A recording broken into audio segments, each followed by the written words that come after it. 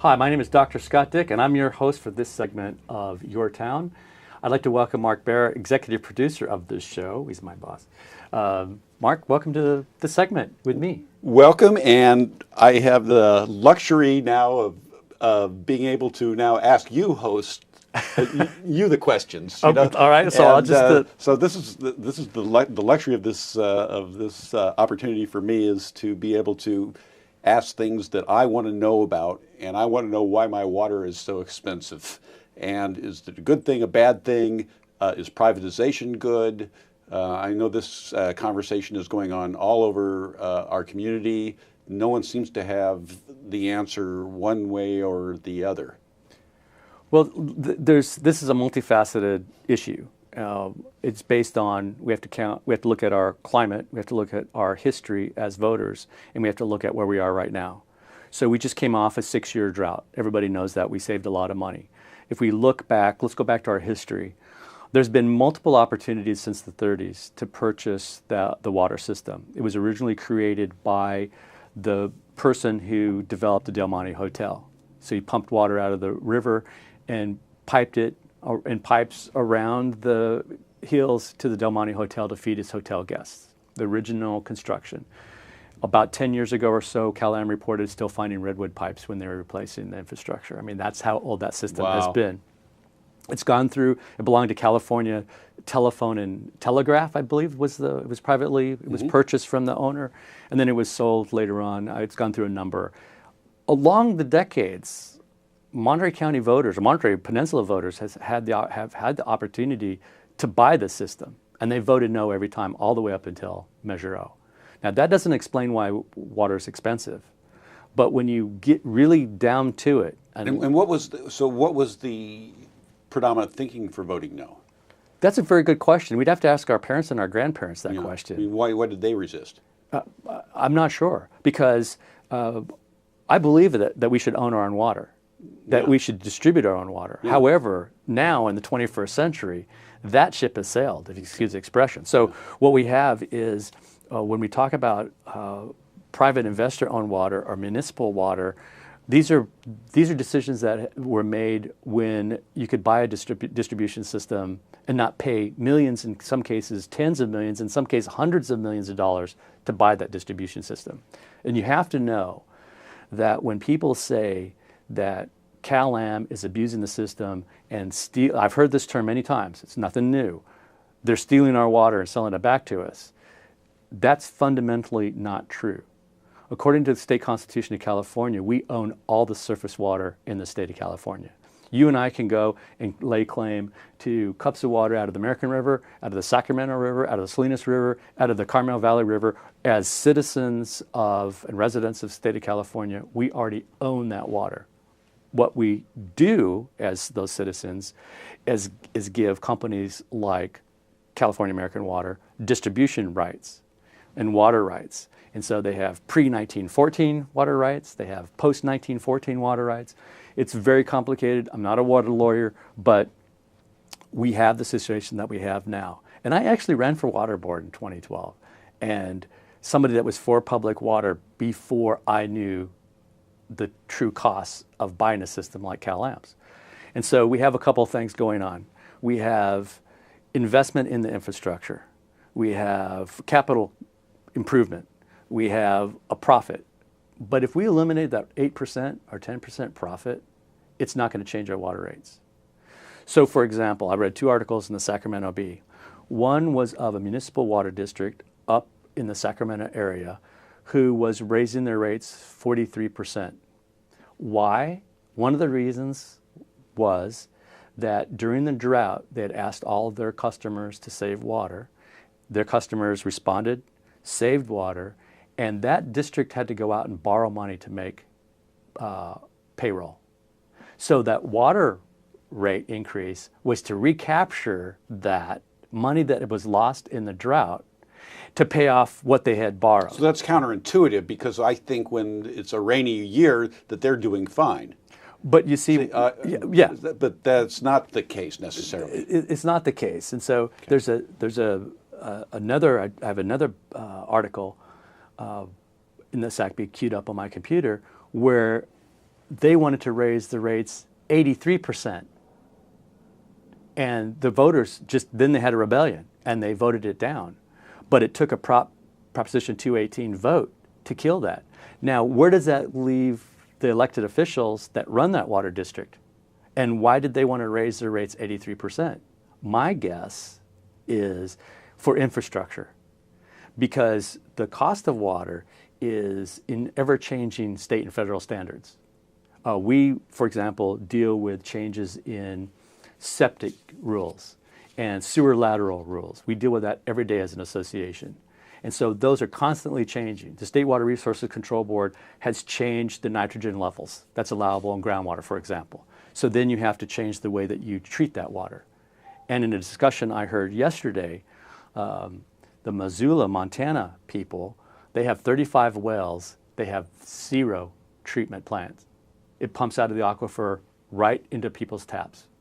And so they don't have that treatment issues that we have. Let's back up a little bit and explain what we're talking about with Missoula and privatization and what that was about. Well, the Missoula, Montana decided that they wanted to take over their water distribution company. Because remember, the water is there.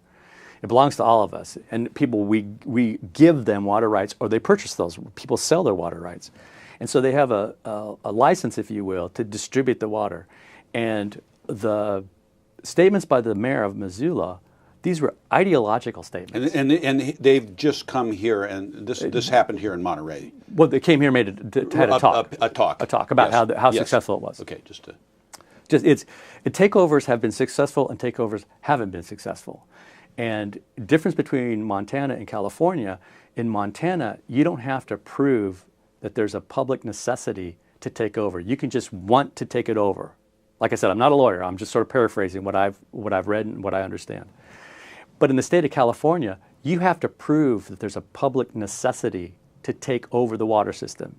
If the water system was failing, we've seen some water systems in California that have failed and the state had to take them over, that would be a good reason to take over a water distribution system. This system is not failing. And one of the ways that one might measure a failing water system is non-revenue water. And that's another term for leaks. So if you leak out water, it costs everybody money. Costs the distribution company, costs the ratepayers. Missoula, Montana, their non-revenue water is up to 50%. Wow. Yeah, exactly. Cal-Am just reported 1.7%. So love them or hate them. Now that non-revenue water used to be a lot higher. But the PUC basically, with the drought and the system and our issues with this Mediterranean climate and 6 years of drought, they said, you have to get this under control. So Cal-Am did that. Now they're down to 1.7%. So that's impressive. That's very impressive.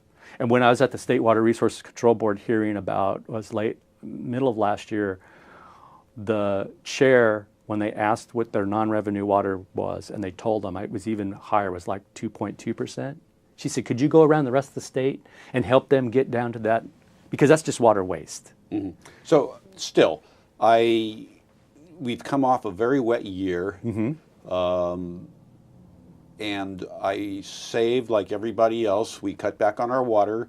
I have a fairly large yard, but I don't water in summer. I let it go brown. Right. As is the way here now, pretty much. But I'm still cutting back, and I saw this nice wet winter, and my rates keep going up. Right. And so who to blame? And I'm not happy. Why should I be happy about this? And what's the good news about this? And what am I missing here? I mean, still. Well, you're not missing anything. I mean, my water bill. There's 2 of us in a house. We're on a pretty slopey hillside where our garden is. And before everybody gets excited about this, it's a pot garden, which means I'm growing kitchen herbs, not those kind of herbs, in pots. Oh. And so we have taken... You're the only one. Yeah. So we're taking leftover kitchen water and going out, and I just did it the other day. I went out and watered my geraniums that are in these pots. Yeah. That's my pot garden. Yeah. With this leftover kitchen water. So I'm making the same kinds of efforts to save. And our water bill went from $29 a month to now $47 a month. But if you do an analysis of that, we have a couple of things. Don't forget, if you own in the Monterey Peninsula Water Management District footprint, you're paying a water fee on your property taxes. So that needs to be added into your cost of water. Now you're paying another 8.2% from the Water Management District. So they're now taking it from both ends. And they're doing it for I think, noble purposes. But when you look at the cost of your water, then you have to take those two into account. The third thing is this, and this is a function of the same as those municipal districts up in the Sacramento area increasing their water rates to recover what they lost in the drought. Cal-Am is doing the same thing. The state of California allows that. PG&E has been doing it for 20 years. Well, maybe that's what's hard for me to get my head around, because I'm going, it was a wet year, we saved, and my bill keeps going up. Right. And I'm still using less water and I'm paying more. And why not? Why am I supposed to be happy about that? And you know why? It's because the rate cases are 3 years a cycle. And so these discussions that hit your bill in May of 2017 were had in 14 and 15 and improved for this. And so they're already discussing what's going to happen in 2020. Now we have, if you've driven in Old Monterey lately, the roads are torn up because of the pipeline. Hopefully that water will feed us water from Pure Water Monterey, which is some people call it pejoratively toilet to tap. I don't carry that burden. It's water purification. They'll purify that water, they'll put it back in the aquifer. That costs money. They'll pump it out, they'll treat it, and then they'll pump it to our homes, and it'll come out of our kitchen taps. That costs money. So that's the noble purpose of collecting from both ends and then sending some of that money to the pollution control district, where they're going to turn that sewer water into drinkable water. We need that. And we've told the State Water Resources Control Board we need that. And so now the argument is, should we go with the flow and hope, excuse the expression, go with the flow and hope that we're going to have a rainier year and years to come? Or do we prepare for some form of water security? And this is where the discussion starts to break down. Because some in the community think that a 9.6 million gallon a day desal plant will create growth. And my question is, where? Growth, you still have to be able to afford to live here. I've always hated the idea of water as a tool to stop growth. We're right. It's an axe when you should be using a scalpel. That's always bothered me. And by the way, those are some of the same people who would say housing is so unaffordable here, and we have these lots of record that are vacant. And we're talking about infill development, smart growth inside established cities. That a little bit larger desal plant will give some of us water security. So maybe you could have a green lawn again. I'm no promises, because this is a Mediterranean climate. And we know that Santa Barbara built a desal plant many years ago, put it in mothballs when they had a rainy season, and now they just spent $35 million to bring it back online again. So when it comes to taking over the distribution system, and that's really what we're doing, it's a long, drawn-out, expensive legal process. So their marketing isn't too well. If you tell me this and I understand what I'm paying for, okay, I can deal with this. But when I'm getting my bill and I'm not being told why, and it feels like I'm getting gouged, I'm not hearing this story. And you don't hear a clear story here very often. No, it's on California American Water. I've told them that to their face. You have an issue with the public that you need to address. I mean, look at Pacific Gas and Electric. They had a pipeline explosion in San Bruno that killed 8 people. They're fined $1 billion, close to $1 billion by the PUC. And they have, because that money was the $5 million they collected to fix that pipeline, they used for something else. And look at the commercials they're running on television. They're introducing their workers. These are people, they're in their community, they volunteer in your community. This is the kind of institutional advertising that would go a long way to humanizing the people that work for PG&E. They're not all just rich, fat white guys smoking cigars in a dark room. We see none of that from California American Water, and that's a problem, because these are big issues. And to remind people, look, we have a wet year. What's next year going to be like? And the year after that, and the year after that. I don't know why we don't collect water more. I mean, I never understood. I've never got a good answer why we had this dam in Kachawa that was collecting water, and then suddenly it fell apart and it could never be restored. I've never heard a good reason for this. Well, or is this something I should be concerned about? Would that be a good thing, a bad thing? I don't know. Well, they took it out. Yeah. One of the reasons it was built in the 20s, and I did a little research on dams several years ago, and they built a dam in Australia for a couple $100 million, and it silted up in 12 years. One of the things that this dam, our dam that they just took out, didn't have was a scouring, what they call I forgot the technical term, but basically it's a spillway, a scouring spillway at the bottom of the dam that every so often they open up and pour the sludge out. Yeah. Well, in the 20s, they didn't think that was important here when they built that dam. Yeah. And the voters turned down a dam. And the voters, the powers at the time, I don't know if you know this, but Clint Eastwood offered up the acreage to put a reservoir in at the top, and people said, we don't want it. And again, is that a growth issue? Is it a fisheries issue downstream? Is it what's the resistance? In my mind, it's always been about growth. It's always been, if you look at why we can't improve our roads, because it'll improve traffic times, which opens the door. That never works. It never works. What happens is your roads get more crowded, your water goes up and becomes less accessible. The people either come or they go. If you can't, it's expensive to live here. So if you can afford to live here, the water's not going to be the issue. That's not going to be the deal maker. It just makes the quality of life more difficult. I heard a presentation from TAMC executive director just a couple days ago that said that because of Highway 68, get this, the average commuter spends 300 hours a year in the German word is Stau, which means it's a parking lot, in that backup. 300 hours a year. So that's lost. That's millions of dollars. Millions of dollars. For business, for the community, for the counties, for the cities, anybody who has to be on that road. Yeah.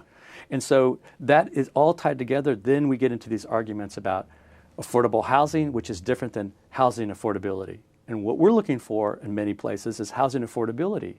And I tell this story often, that a friend of mine who just retired from the Coast Guard, they took their last assignment in Washington, and you know why? He said, because I want my children to move out of my house.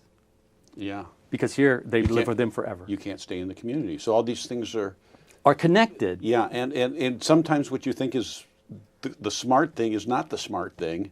That's so a lot of this is a communication thing. It is, and it sounds very simple to take over our water distribution system. We'll all save money and we'll go happily ever after, and we won't grow and everything will be fine. But that is not, from what I've seen, based in evidence. And thank you so much, Mark, for having me on. Thank you for tuning in. If you have any questions, you can always email me, scott@mcar.com, and we can talk about this till the cows come home. Thank you so much. Thank you.